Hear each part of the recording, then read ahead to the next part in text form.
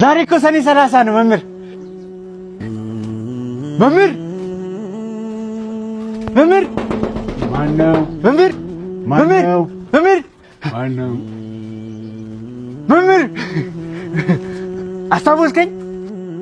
ሰባተኛ ክፍል አለቃ ከፍ ያለው ይኸው ልክ እንደ ትናንቱ ረባሾች አሉ።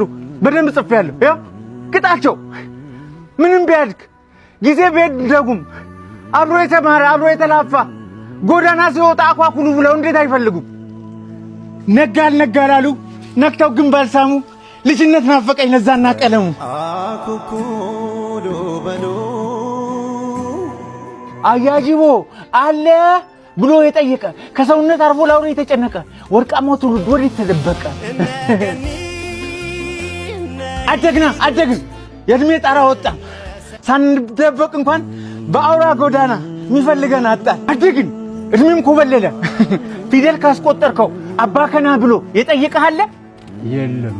ኤክስ አንተና ማህደር አንድ ወንበር ላይ ነበር አይደለም የምትቀመጡት? ማህደር ይቅደም በወሊድ ምክንያት አረፈሽ በቀደም እሷ በተረፈሽ ፈሶላት የኔ ደም የዋህ ማህደር ነጭናጫዋ ማህደር ጎበዟ ማህደር እሷ አታውቅም እንጂ እኔ ወዳት ነበር በህይወት ብቻ ሳይሆን አርፋጅኝ ለመንገር። አንተ ግን አረጀ ማርጀት ግን ይመቻል።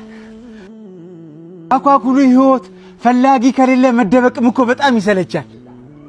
ዛሬ እኮ ሰኔ 30 ነው መምህር ሰኔ 30 ጤነኞች ዘነጉ ያመመኝ ሳረሳ ካርድ አትሰጠኝም ፈርምና አጽድቀ አንተ ያሰለፍከው በዓለም ፈተና አብዛኛው ወደቀ። በፍቅር ወደቀ፣ በሰላም ወደቀ፣ በአንድነት ወደቀ፣ በልቡ ያቄማል በጥርሱ እየሳቀ